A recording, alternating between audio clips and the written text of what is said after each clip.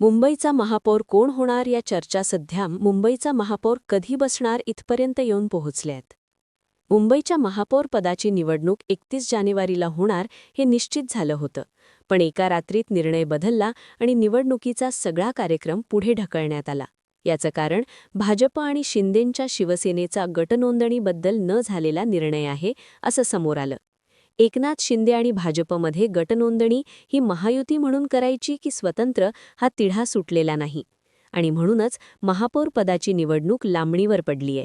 या सगळ्यात अखेर शिंदेंच्या शिवसेनेनं स्वतंत्र गटनोंदणी करण्याचा निर्णय घेतल्याचं सांगण्यात येत आहे.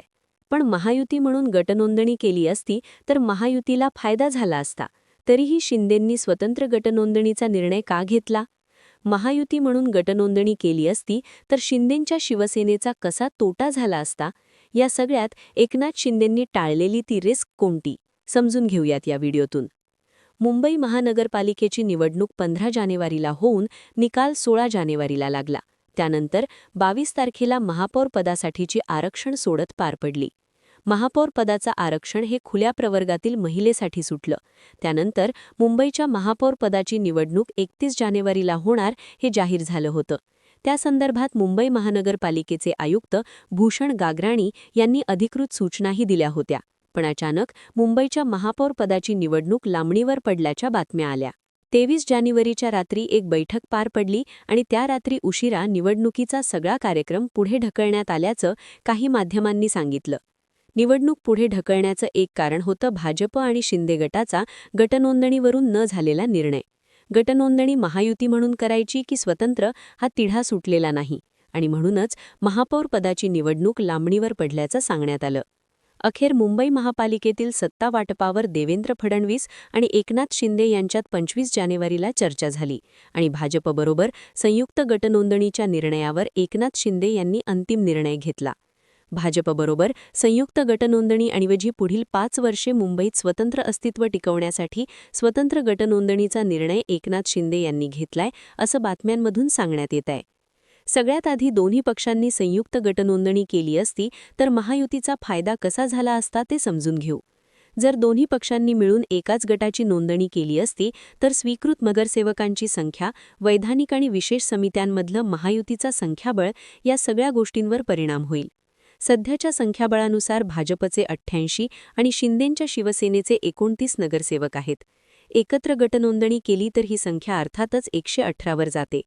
भाजप आणि एकनाथ शिंदेंच्या शिवसेनेची संयुक्त गटनोंदणी झाल्यास गुणोत्तर प्रमाणात बदल होऊन सत्ताधारी गटाच्या एका सदस्यामध्ये वाढ होऊ शकते.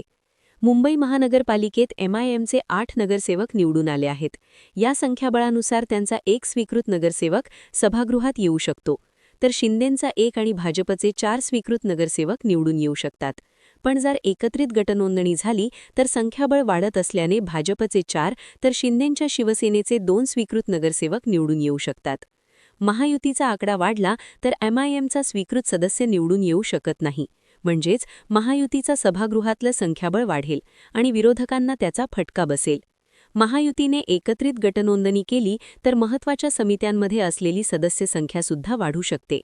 एकत्रित गटनोंदणी झाल्यास स्थायी समिती, बेस समिती, शिक्षण समिती आणि सुधार समिती या 4 मुख्य समित्यांमध्ये महायुतीचा प्रत्येकी 1 सदस्य वाढू शकतो, तर विशेष समित्यांमध्ये महायुतीचे 2 सदस्य वाढू शकतात.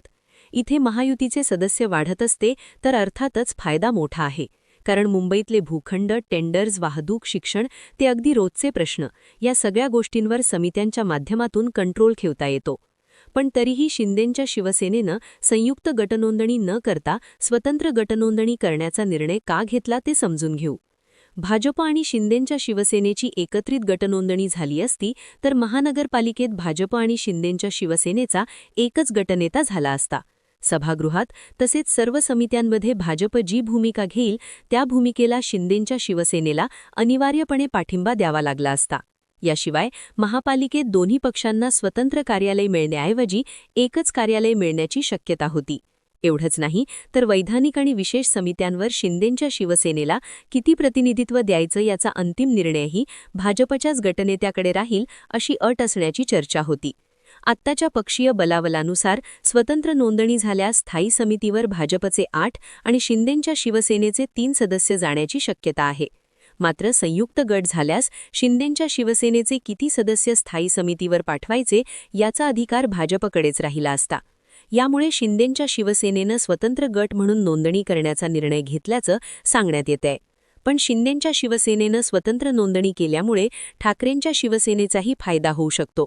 भाजपनंतर मुंबई महानगरपालिकेमध्ये सर्वाधिक संख्याबळ हे ठाकरेंच्या शिवसेनेचं आहे. त्यामुळे कोटा आणि निश्चित केलेल्या सूत्रानुसार स्थायी सुधारसह इतर समित्यांवर सदस्य नेमण्यात भाजपनंतर ठाकरेंच्या शिवसेनेचा नंबर लागतो. त्यातही भाजपचे जास्त नगरसेवक निवडून आल्यानं प्रभाग समित्यांवर सुद्धा त्यांचाच होल्ड असणार आहे. शिंदेंच्या शिवसेनेकडे फक्त एका प्रभाग समितीमध्ये आघाडी असेल. हे गणित ओळखून एकत्रित गटनोंदणी करून स्थायी आणि इतर वैधानिक समित्यांवर निवडून जाऊ शकणारा एक जास्तीचा सदस्य आपला असावा याची जुळणी शिंदेंच्या शिवसेनेला करता आली असती. पण शिंदेंनी हा तोटा बाजूला सारून स्वतंत्र गटनोंदणी करण्याची चर्चा सध्या आहे. संयुक्त गटनोंदणी केल्यास पुढची 5 वर्षे महापालिकेत भाजपचं धोरण स्वीकारावं लागेल आणि शिंदेंच्या शिवसेनेचं स्वतंत्र अस्तित्व धोक्यात येईल. ही गोष्ट लक्षात ठेवून शिंदेंच्या शिवसेनेनं स्वतंत्र पक्ष म्हणून गटनोंदणी करण्याचा निर्णय घेतल्याची माहिती आहे. या निर्णयामुळे महापालिकेत भाजप शिंदे शिवसेना युती कायम राहणार असली तरी सत्तेतील समतोल आणि समित्यांवरील वाटाघाटींना नवं वळण मिळण्याची शक्यता आहे. तुम्हाला काय वाटतं? शिंदेंच्या शिवसेनेनं स्वतंत्र गटनोंदणीचा निर्णय घेण्यामागे अजून काय कारणं असतील? तुमची मतं आणि प्रतिक्रिया कमेंट करून सांगा आणि YouTube चॅनलला सबस्क्राईब करायला विसरू